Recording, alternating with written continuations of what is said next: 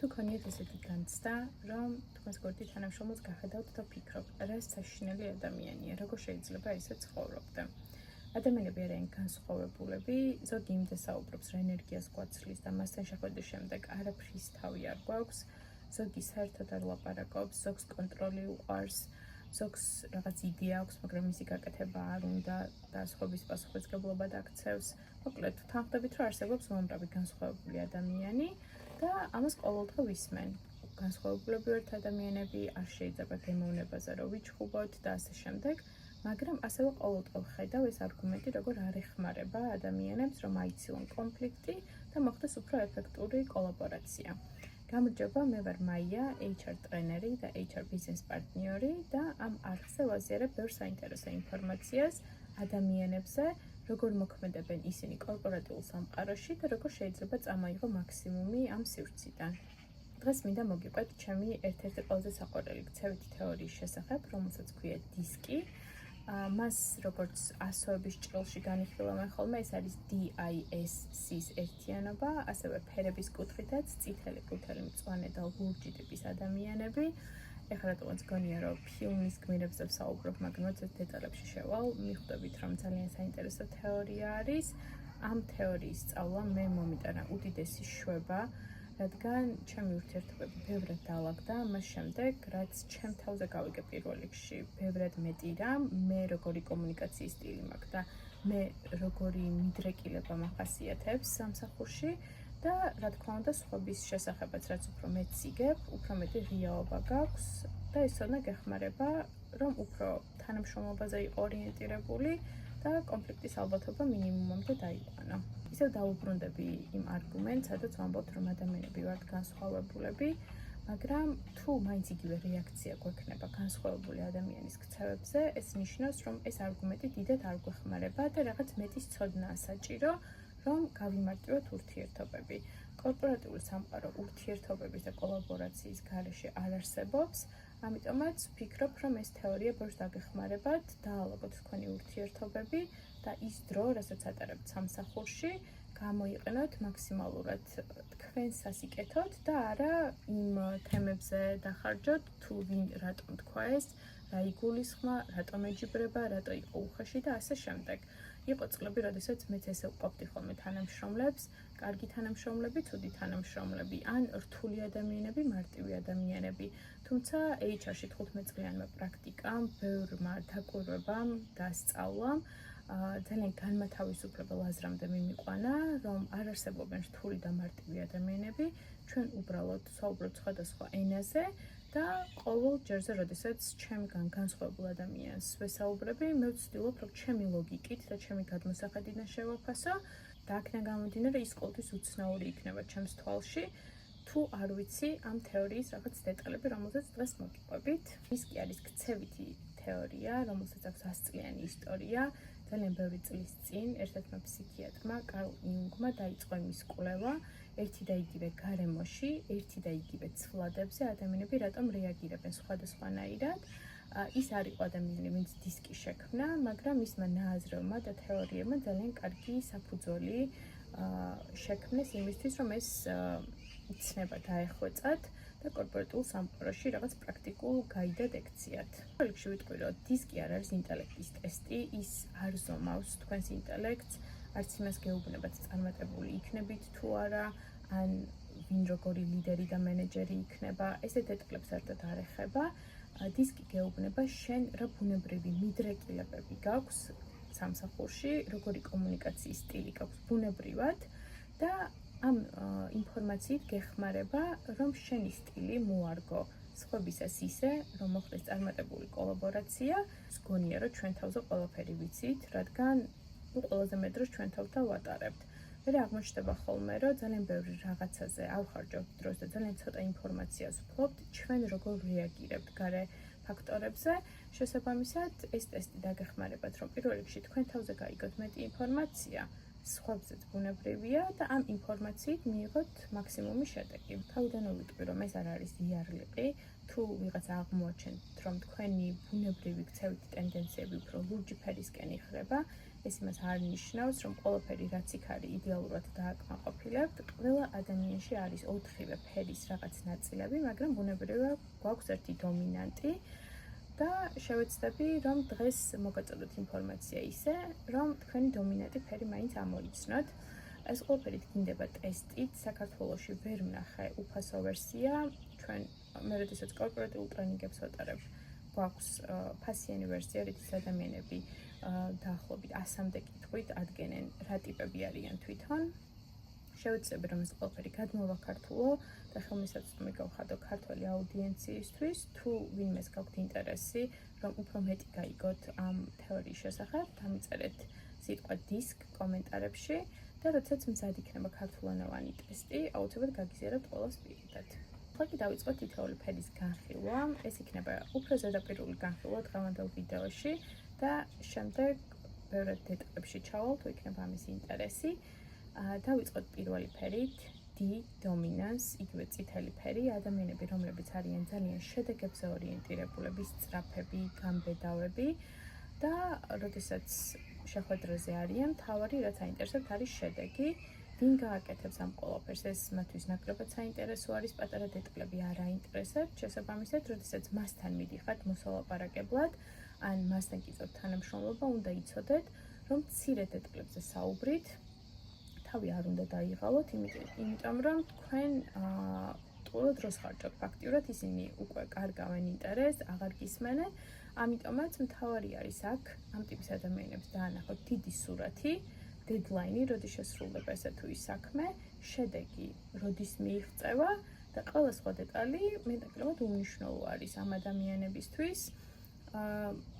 ობიექტურად რო შევაფასოთ, ესეთი ადამიანები ხშირად გვეჩვენებიან უხეშებად ან ძალიან კონკურენტულ ადამიანებად, მაგრამ სინამდვილე ის არის, რომ მათი მიზანი არ არის თქვენზე გამარჯვება, მათი მიზანი არის, რომ პრობლემა რაც შეიძლება სწრაფად დაასრულონ და მიიღონ შედეგი. მეორე ფერი არის I influence, ანუ ყვითელი ფერის ადამიანები, მათთვის არის ძალიან მნიშვნელოვანი სოციალური კავშირები, გარემო, სადაც მუშაობენ, არიან ენერგიის მატარებლები და რომ შემოდიან ოთახში, ყველა სახელით ესალმებიან, მათთვის მნიშვნელოვანი არის ადამიანური კავშირები და კარგი ურთიერთობები, არიან ძალიან ინსპირაციული ადამიანები, როგორც წესი ძალიან კარგი იდეები აქვთ, შთაგონების წყაროები არიან, მოკლედ რა ვთქვათ, თუმცა შეიძლება რაღაც ძალიან კარგი იდეა გაგიზიარონ და ორ კვირაში საერთოდ არ ახსოვდეთ რა თქვეს და ბუნებრივად ეს გადმოდის თქვენს პასუხისგებლობად, რომ მან იდეა მოგაწოდა, შენ კი უნდა გააკეთო. როგორც წესი ასეთ ადამიანებს ვეძახით ხოლმე უპასუხისგებლო ადამიანებს, რომ რაღაც იდეა და ინიციატივა ქონდა და შემდეგ საერთოდ გაქრა და ჩვენ გვიწევს მისი გაკეთება, მაგრამ ამ ადამიანებს აქვთ უპირატესობა, ისინი არიან შთაგონების, ენერგიის და ინსპირაციის წყაროები, ამიტომაც მათთან ურთიერთობისას მნიშვნელოვანი არის, რომ ავაშენოთ ადამიანური ნდობა და მაქსიმუმი მივიღოთ მათი იდეებისგან, რადგან ეს არის მათი უპირატესობა უბრალოდ. მესამე ტიპი არის მშვიდი, წყნარი, სტაბილური, გაწონასწორებული ადამიანი, ეს ანუ steadiness, ფერებიდან არის მწვანე, შეიძლება შეხვედრაზე იჯდეს და საერთოდ არ ამოიღოს ხმა, ბუნებრივია არავის გააწყვეტინებს საუბარს, ყველას ბოლომდე მოусმენს და ბოლოს თქვენს რაღაც ისეთი შემაჯამებელი აზრი, რომელიც შეკრავს ამ შეხვედრას მაგალითად, როდესაც ადამიანი ბევრს არ ლაპარაკობს და ძირითადად ორიენტირებული არის გუნდში ჰარმონიაზე, სიმშვიდეზე და კოლაბორაციაზე, ასეთ ადამიანებს ზოგჯერ სუსტებს ვეძახით ხოლმე, სიმართლე რა ითქვას, ისინი არ არიან სუსტები, ბუნებრივი არის, მათზე დგას გუნდის ემოციური სტაბილურობა ხშირ შემთხვევაში და წყუთშორის ძალიან კარგი მენეჯერები არიან ხოლმე ესეთი ადამიანები. უნდა დააჩქაროთ ესეთი ადამიანი, რადგან ეგრევე სტრესში ჩავარდება, ანუ მას სჭირდება დრო, სიმშვიდე, რომ მიიღოს გადაწყვეტილება. მეოთხე ტიპი არის C, conscientiousness არის ინგლისურად, ზუსტი ანალიტიკური ადამიანები, ლურჯი ფერი არის პალიტრიდან და როდესაც შეხვედრაზე ხართ ამ ადამიანის მთავარი კითხვა არის რა მონაცემები გაქვთ, რომ ამ ფაქტს მიზიარებს სიმბოლურად, ან რა კვლევა ჩატარდა, ან გამიზიარე წყარო, საიდანაც ეს აზრი მოგაქვს, ან თუ არ არის რამე დამამტკიცებელი საბუთი, ამ ადამიანს უჭირს, რომ შენი აზრი აღიქვას ფაქტად. ძალიან დეტალებზე ორიენტირებული ადამიანები არიან და ძალიან კარგად მუშაობენ ისეთ სფეროებში, სადაც დეტალებს აქვს ძალიან დიდი მნიშვნელობა, მაგალითად იურიდიული სფერო სიმბოლურად. ასეთ ადამიანებს ხშირად კრიტიკულებს უწოდებთ ხოლმე, არადა ამ ადამიანებისთვის მნიშვნელოვანი არის, რომ უბრალოდ პრობლემა აიცილონ თავიდან და მათი ეს უამრავი კითხვა და დეტალებში ჩაყრდნობა სწორედ აქედან გამომდინარეობს. ეხლა წარმოიდგინეთ ეს 4 ადამიანი ერთ შეხვედრაზე და მენეჯერი უზიარებს ინფორმაციას, რომ ამ პროექტის დასასრულებლად გვაქვს 2 კვირა. აქედან ერთი იტყვის, მოდი ახლავე დავიწყოთ, მეორე იტყვის და დეტალური გეგმა ვინ დაწერა, მესამე იტყვის და გუნდი რას ფიქრობს, ყველა მიცის მისი როლი, კარგად გრძნობს თავს. მეოთხე იტყვის, მოდი ყველა რისკი გავიაროთ. რო ითქვას ერთი და იგივე შეხვედრაზე არის საუბარი, მაგრამ 4 სხვადასხვა რეალობა გაჩნდა უცებ ამ ადამიანების სახით და 4-ს აქვს სხვადასხვა ფოკუსი. ერთისთვის მნიშვნელოვანი არის, რომ საქმე საინტერესოდ გაკეთდეს, მეორისთვის მნიშვნელოვანი არის, რომ საქმე სწრაფად გაკეთდეს, მესამესთვის მნიშვნელოვანი არის, რომ გუნდი გრძნობდეს თავს კარგად ამ საქმის კეთებისას, მეოთხეს კი უნდა, რომ რისკები აირიდოს თავიდან და თითოეული ადამიანისთვის სამივე დანარჩენი არის უცნაური. ეს იმიტომ, რომ მათ აქვთ სხვადასხვა პრიორიტეტები და საუბრობენ სხვადასხვა ენაზე. ეს არის მხოლოდ 4 კაციანი გუნდის მაგალითი და მხოლოდ ამ მაგალითითაც მიხვდებით, რამდენად რთული არის ესეთი გუნდის მართვა და თვითონ გუნდის წევრებისთვის ერთმანეთთან კომუნიკაცია. ეს ადამიანები მოძრაობენ სხვადასხვა საორიენტაციო რუკით, ასე ვთქვათ, მათ აქვთ სხვადასხვანაირი პრიორიტეტები და სხვადასხვა წერტილიდან აფასებენ მოვლენებს. მე როგორც HR ბიზნეს პარტნიორი არავის არ ურჩევ ხოლმე, რომ გუნდში ყველას მოექცეს ერთნაირად და რას გულისხმობ ამაში. ერთნაირად მოქცევა ნიშნავს, რომ შენ უგულებელყოფ ადამიანების ინდივიდუალიზმს, მათ პრიორიტეტებს და მათ ისტორიას და უდგები როგორც ერთის მხრივ პოზიტიურად რო შევაფასოთ თანასწორ გუნდის წევრებს, მაგრამ მეორეს მხრივ როგორც შაბლონებს, ასე ვთქვათ. პირველ რიგში, როდესაც გუნდის მართვას იწყებ, აუცილებლად უნდა გაიგო ადამიანს რა ამოძრავებს, რა არის მისი მამოძრავებელი ენერგია, რა სიტუაციაში გრძნობს თავს კომფორტულად, მისთვის რა არის პრიორიტეტი და ასე შემდეგ.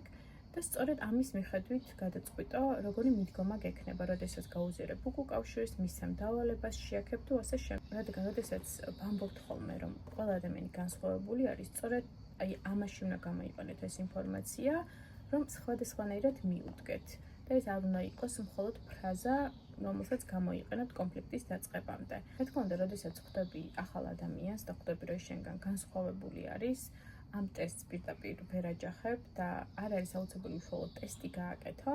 აი ამ ზოგადი მახასიათებლებიდანაც შეიძლება ამოიცნო შენი თავი, თუმცა აუცილებლად ჩავიწერ ჩემს ერთ-ერთ პროექტად, რომ გავაქართულო ეს ტესტი და ხელმისაწვდომი გავხადო უფრო დიდი აუდიტორიისთვის, რადგან ძალიან დაგეხმარებათ ურთიერთობების მართვისას და კონფლიქტის თავიდან ასარიდებლად. ხა კი ვისაუბროთ იმაზე, რაში დაგეხმარებათ ამ ყოველთვის ცოდნა და რა შედეგს მოგვიტან. განსაკუთრებით ალბათ ეს დაინტერესებს წითელი ფერის ადამიანებს, რომლებსაც ყოველთვის აინტერესებთ შედეგი და რა სარგებლობს მიიღებენ ამა თუ იმ სიტუაციიდან ან საუბრიდან.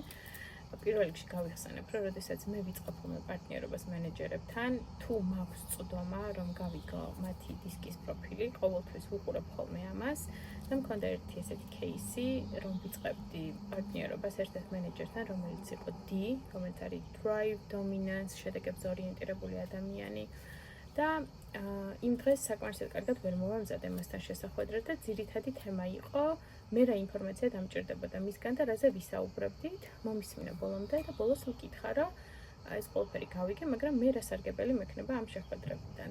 შემდეგ გამახსენდა, რომ ეს ადამიანი იყო შედეგებზე ორიენტირებული, შევცვალე ჩემი მიდგომა და შემდეგ როცა შევხვდით, მოვამზადე პატარა სლაიდები, სადაც დეტალურად გავუწერე თვითონ რა სარგებელს მიიღებდა ჩვენი შეხვედრებიდან, ზოგი იყო ციფრებში განსაზღვრული, რას აირიდებდა თავიდან, რაზე ვიმუშაობდით, რაც დაეხმარებოდა უფრო კარგი შედეგების დადებაში და ასე შემდეგ. მომისაც ძალიან ამართლებს ხოლმე, რომ ამ ჭრილიდან შევაფასო ადამიანები პირველ ეტაპზე მაინც, თუმცა ეს იმას არ ნიშნავს, რომ რაღაც დამატებით კითხვებს არ ვუსმევ, რომ უფრო მეტ სიღრმეში შევიდე. როგორც უკვე აღვნიშნე, ეს პროფილი არ არის მისი იარლიყი და საბოლოო ჯამში ეს თეორიაც გვიბიძგებს იმისკენ, რომ ადამიანი ჯერ გავიცნოთ და შემდეგ გადავწყვიტოთ, რა მიდგომა გვექნება მასთან მუშაობისას. დისკის ცოდნა და ზოგადად ის მზაობა, რომ უფრო მეტი გავიგოთ ადამიანური თავისებურებების და განსხვავებების შესახებ, გვეხმარება, რომ შევცვალოთ ჩვენი კომუნიკაციის სტილი ისე, რომ კონკრეტული თანამშრომლობა იყოს წარმატებული. მაგალითად, თუ მე მინდა კარგი თანამშრომლობა მქონდეს წითელი ფერის ადამიანებთან, რომლებიც არიან შედეგებზე ორიენტირებულები, მე ზუსტად ვიცი, რომ ამ ადამიანთან არ უნდა დავიწყოთ დეტალებზე საუბრით, პირდაპირ უნდა გადავიდე სათქმელზე, იმიტომ რომ ის თავის წუთებს და წამებს ითვლის, ამისთვის მნიშვნელოვანი არის, რომ პირველივე წუთს დავაინტერესო, რომ ბოლომდე მომისმინოს, თუ არა და შეიძლება ზრდილობის გამო მომისმინოს და ჩვენი თანამშრომლობა არ იყოს შედეგიანი. აქვე გაგიმხელთ, რომ ჩემი სტილი არის C, ანუ მე ვარ დეტალებზე ორიენტირებული ანალიტიკური ადამიანი, მე მჭირდება მონაცემები და ფაქტები, რომ დავიწყო რაღაცის კვლევა, იმიტომ რომ შინაგანად მე შინია შეცდომების დაშვების, მეტნაკლებად პერფექციონისტი ვარ და სულ ვცდილობ, რომ შეცდომები ავიდიდო თავიდან. მაგრამ, როდესაც თანამშრომლობ წითელი ფერის ადამიანებთან, მე ვიცი, რომ ჩემი დეტალები იქ არის უსარგებლო და ეს ჩემს ვალიდაციას უკან დაწევს. შესაბამისად, მე ვკონცენტრირდები იმაზე, რაც მიმიყვანს წარმატებასთან და არა იმაზე, მე როგორი სახის ადამიანი ვარ. ერთ-ერთი ტრენინგის დროს, როდესაც ვატარებდით, ერთ-ერთმა ადამიანმა გკითხა მონაწილემ, რამდენად იცვლება ეს ყველაფერი წლებთან ერთად. რეალურად არ იცვლება და მე ვფიქრობ, რომ ადამიანები იშვიათად იცვლებიან. უბრალოდ, რაც უფრო მეტი ინფორმაცია გაქვს შენ თავზე და სხვებზე, უკეთ წყვეტ, რა დროს შენი რა მიდგომა იმუშავებს. ჩემი წინა მაგალითი სწორედ ამაზე იყო, ჩემი დეტალები, სადაც უსარგებლო იქნება, ამ კითხვებს თავს ავარიდებ, მე თუ მინდა წარმატებული თანამშრომლობა. ანალოგიურად, როდესაც ვიწყებ თანამშრომლობას ყვითელი ფერის ადამიანებთან, რომელთათვის სოციალური კავშირები და ადამიანური ურთიერთობები და ადამიანური ნდობა არის ძალიან მნიშვნელოვანი, მე ვიცი, რომ სანამ საქმეზე გადავალ, ამ ადამიანთან უნდა ავაშენო ნდობა, ანუ მჭირდება, ზოგჯერ შეიძლება ოდნავ უფრო მეტი ინფორმაცია გაუზიარო ჩემ თავზე, ვიდრე ბიზნეს შეხვედრების დროს გაუზიარებდი სხვა ადამიანებს, რადგან ის მას სჭირდება, რომ მე მენდოს და ჩემთან გაიხსნას. საბოლოო ჯამში, ხო ეს მიზანი აქვს ჩემს პარტნიორობას, რომ მივიღოთ მაქსიმუმი სარგებელი ორივე მხარემ და ჩვენი თანამშრომლობა იყოს წარმატებული, ამიტომაც მე ჩემს მიდგომას ვცვლი ისე, რომ ამ თანამშრომლობაში რაც გამომადგება, იმ ნაწილებს ვყურებ და მხოლოდ იმას ვიყენებ. რომ განვაზოგადოთ, რაში დაგჭირდებათ დისკის ანალიტიკა, პირველ რიგში ეს არის, რაც უფრო მეტი იცით თქვენი თავის შესახებ, უფრო მეტი კონტროლი გაქვთ სხვადასხვა სიტუაციაზე. ძალიან ხშირად ადამიანებს არ გვაქვს დრო, რომ დავფიქრდეთ და გავაანალიზოთ, როგორ მოგწონს უკავშირის მიღება. ან როგორ უფრო გსიამოვნებს მუშაობა გუნდში თუ მარტოს. ან ჯერ რა ინფორმაციის მოგროვება მჭირდება, რომ დავიწყო მუშაობა, სიცხადე მჭირდება, თუ ოკეი ვარ, რომ დავიწყო მუშაობა და სიცხადე მერე მოვიდეს. მოკლედ, უამრავი დეტალი არის, ამით იმის თქმა მინდა, რომ საკუთარ თავზე არ ვფლობთ ძალიან ბევრ ინფორმაციას, იმიტომ რომ გგონია, რომ ეს ბუნებრივად უკვე ვიცით, რადგან ჩვენ თავთან ვატარებთ უმეტეს დროს. მაგრამ ბევრი ესეთი ჩაღრმავებითი კითხვით აღმოგვიჩენია, რომ ადამიანებმა ძალიან ბევრი რამ არ ვიცით ჩვენი თავის შესახებ. ეხლა ერთი მაგალითიც გამახსენდა, ყავდა ერთი ახალი თანამშრომელი, რომელსაც ძალიან უჭირდა მის მენეჯერთან კომუნიკაცია და მისი მენეჯერი ამბობდა, რომ ვერ ვუზიარებ ვერანაირ უკავშირს, იმიტომ რომ ისტრესება, იძაბება, ზოგჯერ ტირილი უნდება და ასე შემდეგ. რა თქმა უნდა, დეტალებში რო ჩავედით, ძალიან რთულია ესეთ ადამიანს რაღაც ურჩიო პირდაპირ, იმიტომ რომ ჩვენ იქ არ ვყოფილვართ, როგორ უზიარებს უკავშირს, შეიძლება მენეჯერი იყო უხეში, ან შეიძლება თანამშრომელი იყოს ზედმეტად გრძნობიარე, რო იტყვიან we will never know. მაგრამ ამ მენეჯერს ვკითხეთ, რომ თუ უკითხავს მისი თანამშრომლისთვის, როგორ სიამოვნებს უკავშირის მიღება. მაგალითად, უკავშირი შეიძლება ზოგ სიამოვნებს ესე პირდაპირ გაზიარებული ამ პროექტში შენი როლი მომეწონა, თუმცა გამოვასწორებდი ამას სიმბოლურად. ზოგ სიამოვნებს წერილობით, ზოგ სიამოვნებს დაგროვებითი ხასიათის, მოდი რამდენიმე кейსი მოგროვე და მერე დასკვნისახით გამიზიარე. მოკლედ მრავალფეროვ შეიძლება ადამიანს მისცე უკავშირი და ურჩიეთ, რომ მოდი კითხე მას როგორ ურჩევნია. როდესაც ეს კითხვა დაუსვა მის თანამშრომელს, მისცა დროს აფიქრალოთ, იმიტომ რომ პირდაპირ არ იცოდა ამ გოგონამ პასუხი, თუმცა ვერც მერე მოიფიქრა. ანუ სიტუაციიდან გაირკვა, რომ ამ ახალ თანამშრომელს საერთოდ არ უნდოდა უკავშირის მიღება, ანუ არ უნდოდა იმისონა, რას ეკეთებდა კარგად, რას ეკეთებდა ცუდად, პირდაპირ იძაბებოდა ამ ყველაფერზე, რაც ძალიან ართულებდა მათ კოლაბორაციას, იმიტომ რომ თუ არ მოისმენ, რას ეკეთებ კარგად, რა არის გამოსასწორებელი, რა არის გასაუმჯობესებელი, ძალიან რთულია წინსვლა კომპანიაში. საბოლოო ჯამში ამ გოგონას მოუწია სამსახურის დატოვება, თვითონ წავიდა და ორივე მხარე მოკლედ ერთმანეთი დაადანაშაულა, მენეჯერმა ის, ხოლო თანამშრომელმა მენეჯერი. ამ მაგალითად იმის გამომდინარე, რომ ძალიან ხშირად, როდესაც გონია, რომ პრობლემა მხოლოდ სხვაში არის, შეიძლება მიგვიყვანოს იმ გაანალიზებამდე, რომ მე თვითონაც კი არ ვიცი რა არის ჩემთვის კარგი და ვებრძვი ისეთ რაღაცას, სადაც მე თვითონაც არ მაქვს პასუხი, რა იქნებოდა ჩემთვის უკეთესი სცენარი. ეს იყო დისკის ძალიან ზედაპირული განხილვა, თუ იქნება ინტერესი და მზაობა სიამოვნებით განვიხილავ ამას უფრო დეტალურად.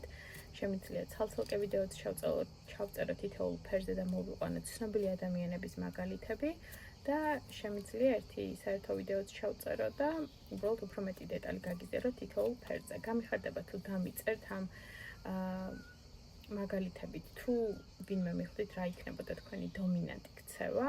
ეს რაღაცები ჩემთვის ძალიან საინტერესო არის, რადგან კორპორატიული ფსიქოლოგია არის ჩემი სამსახურის განუყოფელი ნაწილი და ვფიქრობ, მაქვს ძალიან კარგი საშუალება დავაკვირდე ადამიანებს ყველაზე კონკურენტულ გარემოში, რომელიც არის კორპორატიული სამყარო. აქედან მაქვს ბევრი ცხოვრებისეული დასკვნა, რომელსაც ამ არხის საშუალებით აუცილებლად გაგიზიარებთ ხოლმე. დროებით.